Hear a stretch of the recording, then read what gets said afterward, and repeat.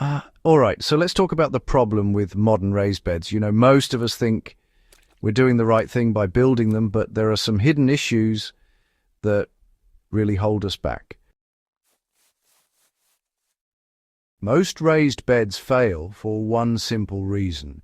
We build them like containers instead of ecosystems.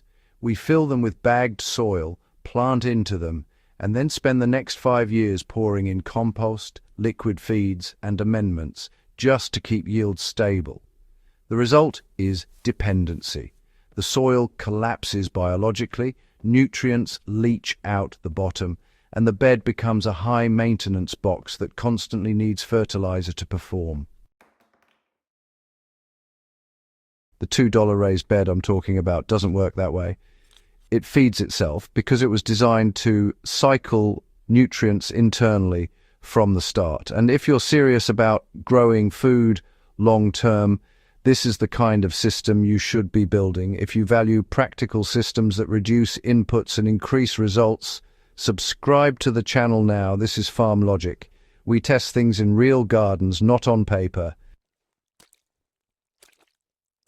Now, let's dig into how to actually build this bed and, more importantly, how the biology inside it works to your advantage. We'll cover the construction process step by step, and I'll explain why each layer matters so you can create a thriving ecosystem right from the start. Trust me, once you understand the biology, your garden will basically take care of itself. The reason we stopped building this kind of bed is because, well, bagged soil is just so convenient. What I'm describing is a ground contact woody core bed, basically a low-cost hugelkultur-style system built directly on native soil, not sitting on landscape fabric or anything like that. The reason it can cost almost nothing is because the structure doesn't need expensive lumber. You can form it with scrap boards, old bricks, or honestly, even just mound and edge it. The critical component isn't the frame, it's what's underneath. Most gardeners isolate their beds from the ground. They lay weed barrier fabric, then fill with purchased mix. That cuts the bed off from subsoil biology, deep moisture, and worm migration. You've created a planter, not a soil system. When I build these beds, I start by removing the top 10 to 15 centimeters of native soil and setting it aside. Then I lay down woody material directly onto the subsoil. Branches 2 to 8 centimeters thick work best. Logs up to 15 centimeters in diameter can go right in the center. You're essentially building a carbon sponge. Over that wood layer, I add a nitrogen charge, fresh grass clippings, manure, or even diluted urine at about 1 to 10 with water. This step is non-negotiable. If you skip it, the wood will temporarily tie up nitrogen. I've tested both ways. Beds without a nitrogen charge lag badly in year 1. Then I replace the native soil I removed, mixing it with about 20 to 30% compost by volume. Not 100% compost, that's another mistake. Pure compost collapses structurally and doesn't support long-term aggregation. The finished bed usually ends up 25 to 40 centimeters above ground level. And here's the part people don't understand. Once that woody core begins decomposing, it becomes a fungal highway. It holds moisture like a reservoir and slowly releases nutrients as lignin breaks down. When we look at the results, the differences between these approaches really start to show. Over time, the woody core method tends to build a more resilient, self-sustaining system. Yields become more stable, soil health improves, and maintenance drops compared to conventional raised beds. It's not just about what you put in up front, but how the system functions and evolves year after year. In my own backyard, I built 2 identical 1.2 by 2.4 meter beds. One was filled with premium bagged raised bed mix. The other was built woody core style with mostly on-site materials. By year 3, the woody bed required 0 added fertilizer for tomatoes, squash, or brassicas. The bagged mix bed needed at least 2 heavy compost top dressings per season to maintain comparable growth. The reason is internal nutrient cycling. As fungi colonize the wood, They transport nutrients through high-vol networks. Earthworms move upward from native soil. Deep-rooted crops tap into subsoil minerals. The bed is connected vertically instead of being an isolated box. Moisture stability is another advantage. In mid-season heat, the woody bed required watering roughly 30% less frequently than the conventional raised bed.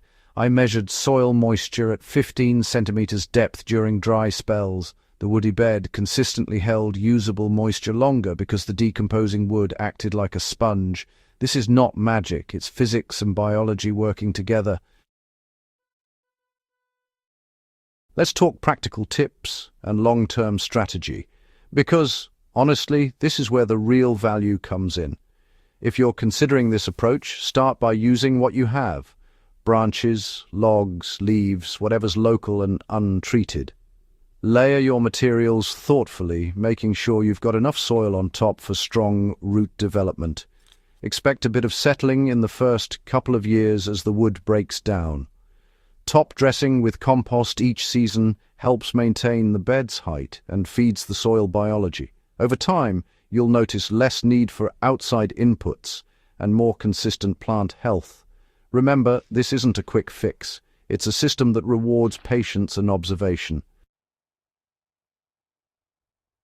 There are trade-offs, and I won't pretend otherwise.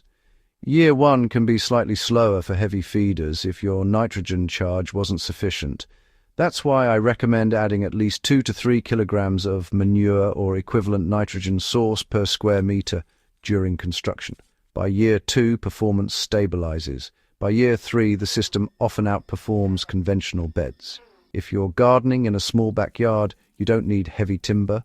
Pruned branches, split firewood scraps, even untreated construction offcuts work. Avoid pressure-treated lumber or painted wood in the core. You want clean carbon sources. In terms of hydroponics, this model obviously doesn't apply directly, but the principle does. In hydro systems, nutrient solution is everything because there's no biological reservoir. In soil, you can either simulate hydroponics with constant feeding, or you can build a biological battery that buffers nutrients naturally. I prefer the second approach for outdoor beds. Now let's talk about soil temperature, because decomposition is temperature dependent. In early spring, woody core beds often warm slightly slower at the surface, but hold more stable temperatures at root depth once active decomposition begins. When I test soil temperatures at 10 to 15 centimeters depth, I use a probe thermometer to get accurate readings instead of guessing. I personally use the Thermopro TP620.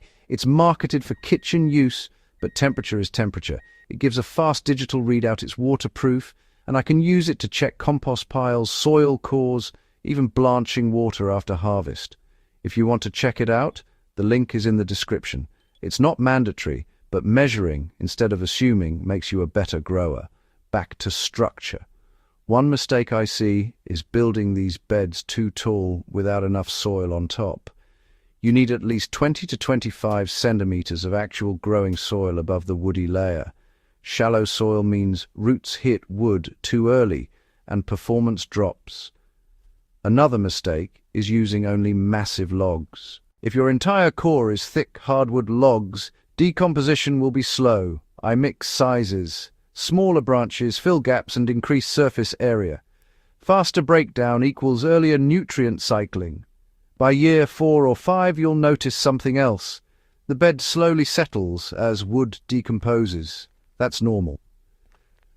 I top dress with 2 to 5 centimeters of compost annually, mainly to maintain height and feed surface biology, but I'm not fertilizing crops directly anymore. I'm feeding the system. Why did we stop building beds like this? Convenience and marketing. It's easier to sell bagged soil than to teach soil ecology. It's easier to promote liquid fertilizer schedules than to encourage long-term infrastructure thinking.